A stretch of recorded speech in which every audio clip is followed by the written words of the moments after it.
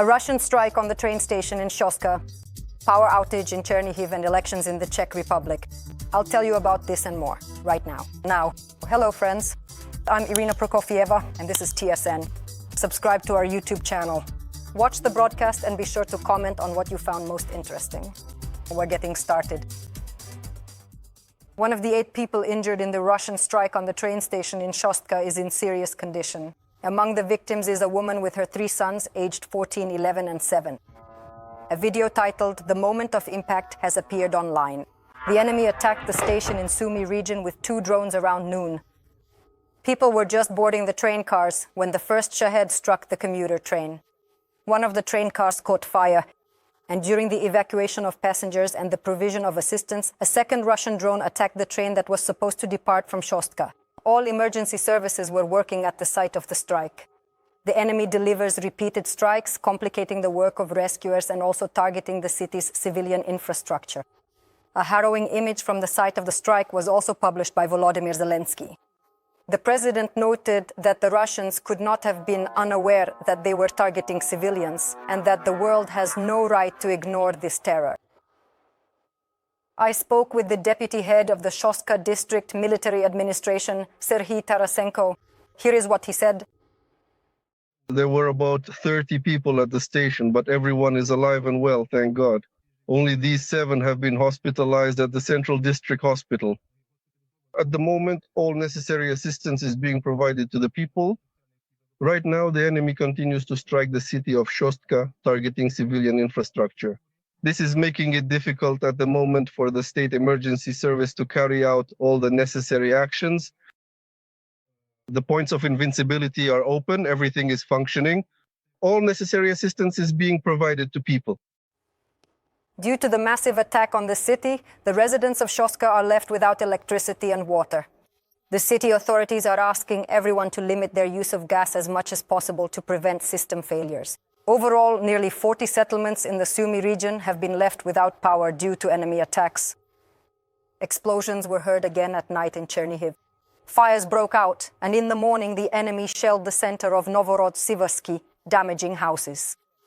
In the region, several power supply facilities were damaged due to the shelling. An hourly blackout schedule is in effect. The power outages affected about 50,000 consumers. There have been problems with electricity in the region for 3 days now. In Chernihiv itself, trolleybuses have stopped running. Local businesses are bringing in generators. Natalia Nahorna traveled around the city and asked people how they live without electricity. How Chernihiv sounds now, more in the following report. This is the sound we now hear all over Chernihiv, the buzzing of generators. Near pharmacies and stores, by coffee shops and hair salons, big ones and small ones, power generating units have returned to the city streets. Businesses in Chernihiv responded to the situation very quickly, so you can get coffee, have a meal, and charge your phone at local establishments. Barista Yulia says there are more customers now. More than usual because, well, probably people can't work from home anymore. Are people allowed to charge their devices? Of course, today they can. The pharmacy workers say they live nearby. There's no electricity at home, but at work we can charge our phones and help those who are sick. We are working. We're working at full capacity, doing everything we can. The power is turned off according to a schedule. There's no electricity for 6 hours, then it's on for 3 hours. But when there's no electricity, there's no water either. Do they typically turn on the emergency generator when the main power goes out, or is it automatic? Miss Valentina invites us into her water shop. She has her own little point of resilience here. While she's charging her phone and tablet, a supply of purified water. We managed to pump some into the barrel. They're trying to balance things. Special arrangement. We're sending you to the river. There are more customers here now, but there's no strength left to be happy about it. It's just a nightmare for business. It's just that people like this lady don't have any social support. There's no electricity right now. At the regional military administration, they assure us the situation is difficult but under control. Should we call this Armageddon? Well, probably the war that's happening should be called Armageddon. and the terrorist, Russia, which is first and foremost creating this Armageddon for us. For today, all they can say is that all the protocols we're following had been worked out earlier. Unfortunately, Ukraine already has a lot of experience with blackouts. That's why right now in Chernihiv they're setting up these so-called points of invincibility. Internet, electricity, heat, water. Let's check if they're available. Good afternoon. May I come in? Inside the tent are some schoolgirls. Alina, Maria, Olga, and Ksenia have run out of phone battery. Here you can come, charge your phone, have some tea. Here are some cookies for the road. There's internet here. It's warm, it's fine. There's absolutely no water, no light, and no electricity at all. And when we had online classes, we had to disconnect. Local authorities promised that, if needed, they can set up additional stations, since Russia is increasing the number of strikes on the region's energy infrastructure. Since the beginning of the year, we've already had more than 16,000 strikes of various types on the border, shaheds, and missiles. Everything that comes from Russian territory.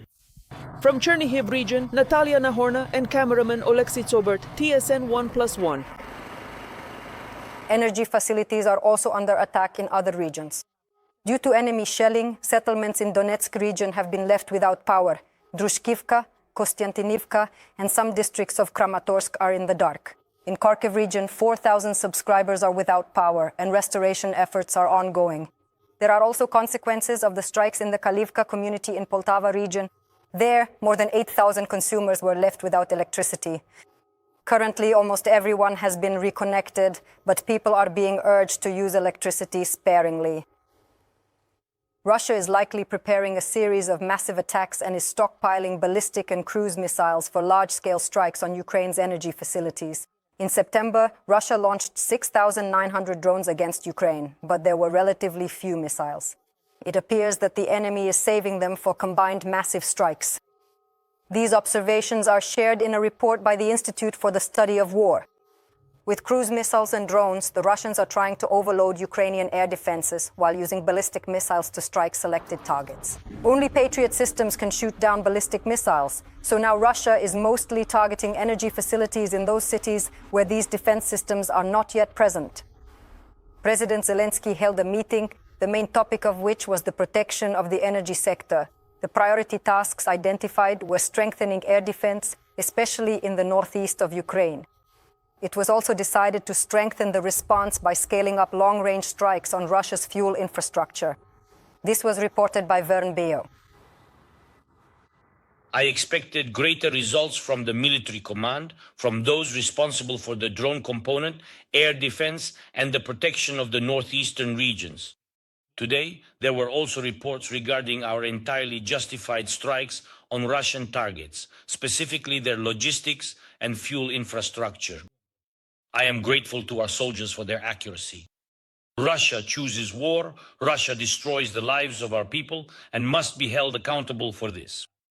Our range will continue to increase.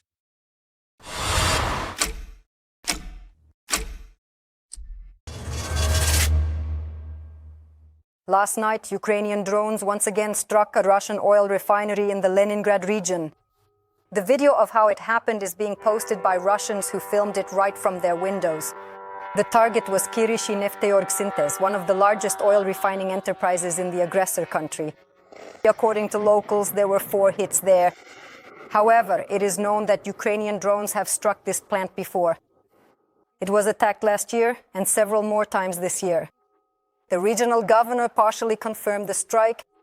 He stated that there was a fire in the industrial zone, but claimed that Russian air defense allegedly managed to shoot down 7 Ukrainian drones. The Ukrainian Ministry of Foreign Affairs denies that military aid has been halted due to the shutdown in the United States. Commenting on the Telegraph article, Foreign Ministry spokesperson Georgiy Tykhyi called this untrue and added that negotiations on the drone deal between Ukraine and the United States are proceeding as planned and deliveries are continuing. After Democrats and Republicans failed to reach an agreement on government spending, a shutdown occurred, meaning the work of the American government was suspended, and as a result, hundreds of thousands of federal employees were forced to take unpaid leave, and the situation remains unresolved.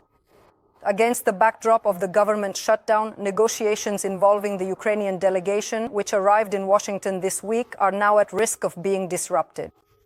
Ukraine is offering the United States a drone agreement, that is, cooperation in a field where Kyiv has extensive practical experience. Also on the agenda is the supply of American weapons. In particular, the US president is currently considering the issue of supplying long-range missiles such as Tomahawk and Barracuda. Ukraine's use of missiles to strike targets in Russia is currently under review by the Pentagon. And not a single missile has been launched at Russian territory since Trump became president. Trump officials said that they are currently considering Ukraine's request for long-range American weapons and have already approved providing Kyiv with intelligence for its own strikes on targets in Russia's energy infrastructure, which it is carrying out with drones. Elections in the Czech Republic. The polling station has closed. The country is electing a parliament. What will the new government be like? This is an important question for Ukraine. Observers write that a change of government in the Czech Republic could move the country into the same group as Slovakia and Hungary, which would call into question support for Ukraine and many pan-European initiatives. According to polls, the party of former Prime Minister Andrej Babiš, who holds anti-Ukrainian views, is among the leaders in Czech sympathies. The action of dissatisfied citizens is in second place. The party of the current Prime Minister, Petr Fiala, is in third place, followed by another anti-Ukrainian party with populist views, SPD. The 71-year-old billionaire Andrej Babiš, who is predicted to win and even become prime minister, is a person with a controversial reputation. He has a reputation as a populist and has been involved in scandals related to tax evasion, corruption, and fraud involving European Union funds. Regarding the war in Ukraine, Babiš takes a seemingly peacemaking stance, advocating for reduced support for Ukrainian refugees. The majority that Babiš spoke about, which he wants to form with only his own party, is definitely not something to expect. Therefore, one way or another, they will have to find common ground with other political forces. Very often, these are either such sluggish communist parties or simply openly populist ones, which, according to sociologists, would be enough overall to form a coalition. But the issue here is something else. The issue is that the president of the Czech Republic, who is openly pro-Ukrainian and pro-Western, is rumored to potentially block the formation of such a coalition.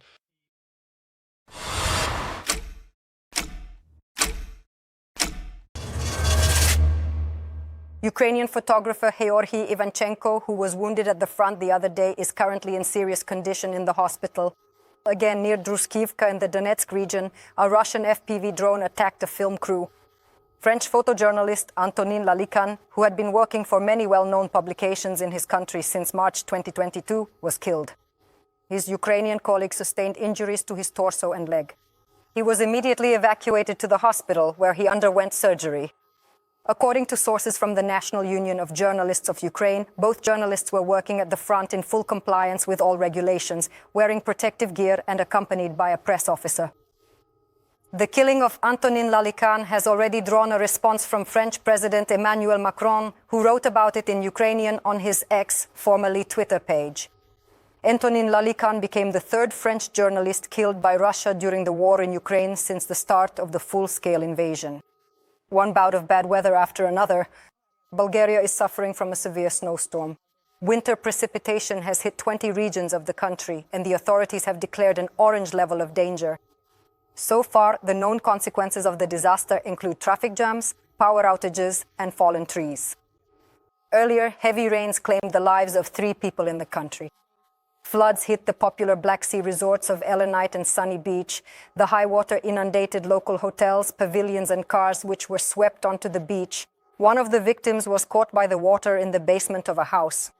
To deal with the aftermath of the natural disaster, the army was deployed with special MFIBM rescue boats. However, due to the flooding, access for special equipment is difficult.